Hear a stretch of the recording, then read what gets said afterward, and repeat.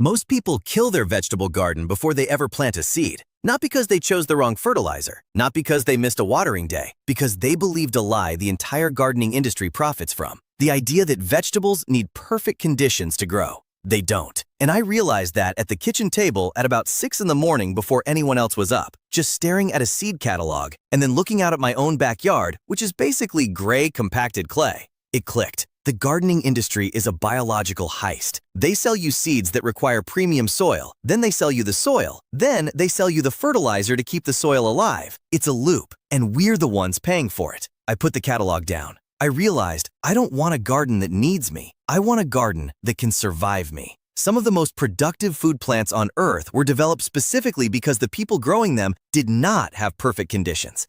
They had rocky hillsides, clay so dense it cracked in summer and drowned roots in winter. Soil so depleted that conventional advice said nothing useful would grow there. And they grew food anyway. What I'm about to show you is not a list of easy vegetables padded out with things you already knew. This is 30 plants, documented, field-tested, and in several cases ancient, that were built for exactly the kind of conditions most gardening channels tell you to fix before you even start. Stop trying to fix your soil. Grow with it.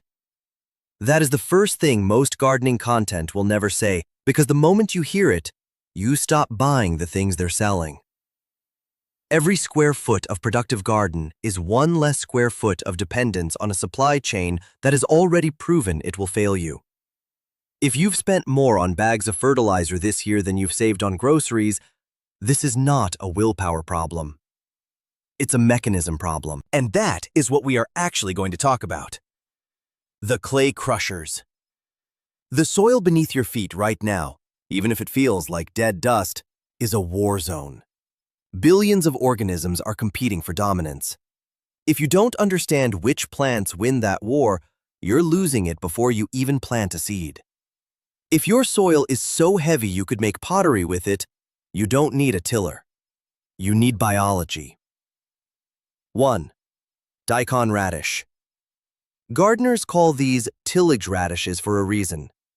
They punch through compacted clay like a biological jackhammer, drilling 20 inches down. As they rot, they leave channels of organic matter and air deep in the earth. You are not fighting the compaction. You are deploying something that eats it. 2. Dandelion. Not the pest. The food crop the ancient world treated as a staple and the modern world declared a weed. Dandelion roots drill straight down through compacted clay, breaking it apart from below. Every year you grow them, your soil gets structurally better. The leaves are edible. Bitter, yes. Nutritionally dense in a way most supermarket greens are not. 3. Okra, the undisputed king of heat. While your lettuce is bolting and your tomatoes are dropping blossoms, okra is just getting started. It has a taproot that can find water in conditions that read as drought to everything else in the bed. 4. Bull's blood beet. Most beets are finicky. This one is a tank. Poor soil, cold snaps, inconsistent moisture. It handles conditions that kill off more delicate varieties without registering the stress. 5. Comfrey. Its roots reach 4 to 5 feet down, pulling up minerals that no shallow-rooted plant can access. Chop the leaves and lay them flat. They decompose into one of the most effective soil amendments you can make for free. Comfrey does not need good soil. It makes good soil.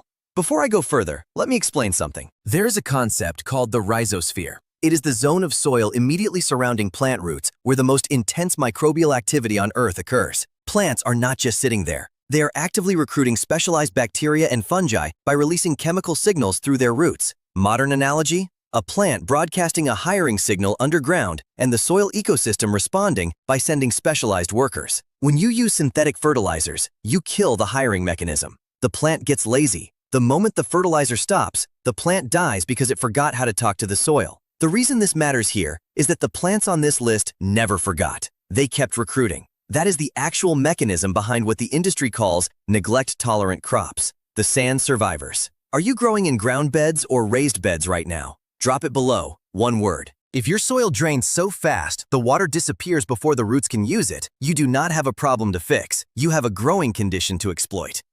6. Sweet potatoes. They don't just grow in sand. They prefer it. Too much nitrogen in rich soil gives you leaves, but no tubers. In poor sandy soil, the plant focuses all its energy underground. Your worst bed might be your best sweet potato bed. 7. Tepary bean. I found a reference to this in a Sonoran Desert agricultural document from the early 20th century. The tepary bean was the primary legume crop of the O'odham people, grown specifically because it thrives in the hottest, driest conditions the American Southwest produces. Wait, one rainstorm. That is the level of resilience we've forgotten how to grow. Water it twice to establish, then leave it alone. It fixes nitrogen as it grows and produces beans through conditions that would end a standard pole bean planting before July. 8. New Zealand spinach. Not related to true spinach. Completely different plant with a completely different heat tolerance. True spinach bolts and gives up. New Zealand spinach spreads sideways in full summer heat and keeps producing leaves until frost. In poor sandy soil, without consistent watering, it simply does not care. 9. Purslane. The gardening industry classifies it as a weed. A 2021 study published in the Journal of Sustainable Agriculture found that plants grown under stress, less water, tougher soil, produce more secondary metabolites. That is the science term for flavor and nutrition. A pampered tomato is mostly water. A stressed plant is an explosion of antioxidants. Purslane grown in gravel paths has been eaten across the Mediterranean and Middle East for thousands of years. Eat it raw or cooked. 10. Asparagus. Once established, it handles salt spray and sandy loam better than almost anything. Plant it once, harvest it for 20 years. I know you're probably on your phone right now. That's fine, but I need 30 seconds of your actual attention for this next part. This is the section the gardening product industry has spent decades hoping you wouldn't reach, because the moment you understand what these plants actually do in poor conditions, you stop buying the amendments they've built their business model on. The cold front survivors. The cold hardy vegetables are not just things you can grow in autumn. Several of them were developed to function as winter food supplies in conditions where infrastructure failed. That is a different category of toughness entirely. 11. Siberian kale. Developed in conditions that regularly hit below -20 Celsius, the leaves do not just survive frost, they improve after it. Cold converts starches to sugars. Frost-kissed Siberian kale tastes better than the same plant harvested in October. 12. Mâche. Also called corn salad, a winter salad green so cold-tolerant, it was historically harvested from fields under snow in northern France. No heat, no protection. Just brushed the snow off and picked it. Grows in poor, dry soil. Germinates at temperatures that stop most seeds from doing anything at all. 13. Garlic. Specifically hardneck varieties. You plant them in the dead of winter, they sleep in the cold, and they wake up when nothing else in the garden is alive. They are not waiting for better conditions. They were built for these ones. 14. Parsnips. They grow down through clay that stops most roots, and they sweeten after frost. The worse the winter, in many cases, the better the parsnip. 15. Skirret. An almost completely forgotten root vegetable that was a European staple through the medieval period, before the potato arrived and displaced most of the older root crops. Grows in wet, heavy clay, tolerates frost, produces sweet, carrot-like roots that people who grow it describe as far superior to parsnip. Almost nobody sells it commercially because it cannot be mechanically harvested. That is the only reason it disappeared. The wet ground specialists. Waterlogged soil is not a problem to fix. It is a growing condition to exploit. Most people spend years adding drainage amendment to wet areas of their garden. What they should have been doing is growing the crops that were bred for exactly those conditions. 16. Horseradish. Grows in wet, compacted, poorly drained soil that most vegetable roots would rot in. Once established, it is nearly impossible to remove. Plant it where nothing else will grow and leave it there permanently. 17. Rhubarb. A perennial that handles cold, poor drainage, and neglect simultaneously. Returns from the same crown every spring. Produces through conditions that end most vegetable plantings before they begin. 18. Watercress. Historically a wild food gathered from cold, fast-moving streams. Grows fast enough to harvest continuously through summer in a wet spot that is useless for anything else. 19. Taro. Grown in standing water. Produces an edible rhizome that stores through winter. Cultivated in wet, humid, low-drainage conditions for at least 10,000 years. Your standing water problem is a taro growing opportunity. 20. Cutting celery. More forgiving than standard celery in every direction. Less demanding of fertilizer, more tolerant of wet roots, more productive over a longer harvest window. Which of these have you actually tried to grow, and what honestly happened? Drop it below. The poor soil maximizers. Here is where it gets uncomfortable for conventional gardening advice. These plants do not just tolerate poor soil, they actively perform better in it. Rich, fertilized soil produces excess foliage, soft tissue susceptible to pests, and in some cases, reduced flavor concentration. These plants were selected over generations in conditions where nobody was adding anything to the ground. 21. Nasturtium. Rich soil produces enormous plants with minimal flowers and almost no seeds. Poor, dry, even gravelly soil produces compact plants covered in flowers and edible seeds. Every part of it is edible. It asks for almost nothing and returns more than it was given. 22. Amaranth. Used as a primary grain crop by pre-Columbian civilizations in high-altitude, semi-arid conditions, grows in heat that stops tomatoes from setting fruit, in soil that is poor to the point of being unfertilized roadside dirt. The seeds are edible. The leaves are edible. It produces in conditions other vegetables treat as punishment. 23. Cowpeas. A legume specifically selected in West African agricultural systems for performance in heat, drought, and depleted soils. It fixes nitrogen as it grows. It produces in conditions where nothing else is producing. If your soil is genuinely poor, cowpeas are the first thing to grow, not because they are easy, but because they will improve what comes after them. 24. Fava bean. Cold-hardy, nitrogen-fixing, tolerant of heavy clay and poor drainage, has been cultivated continuously in the Mediterranean basin since before written agricultural records. It does not need warmth. It does not need fertility. It makes both. 25. Sea kale.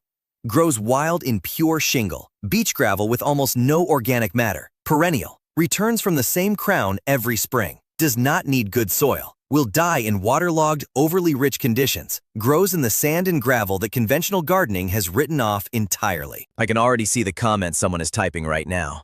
But don't vegetables grown in bad soil just taste worse? I thought the same thing, until I found that 2021 Journal of Sustainable Agriculture study. Stressed plants produce more secondary metabolites, flavor compounds, antioxidants, minerals than pampered ones. The struggle is not a deficiency. It is the mechanism. The industry needs you not to know that. The final 5. 26. Jerusalem artichoke. Be careful where you plant these. They are so hardy, they are borderline invasive. 10 feet tall in soil nothing else will touch. More calories per square foot than almost any other vegetable. Put it where nothing else will grow. Leave it there. 27. Collard greens. The most heat-tolerant brassica. Handles conditions that end other crops without slowing down. 28. Ground cherries. Grow like weeds, produce prolifically in poor soil, taste nothing like what their appearance suggests. 29. Winter squash. Specifically, the Kushaw variety. Ancient. Resistant to the squash vine borer that ends most modern squash plantings. Grows on neglected ground. 30. Pigeon peas. A perennial bean that grows in the harshest dry zones on Earth. Nitrogen fixing. Returns every year. In climates warm enough to overwinter it, one planting produces for years without intervention.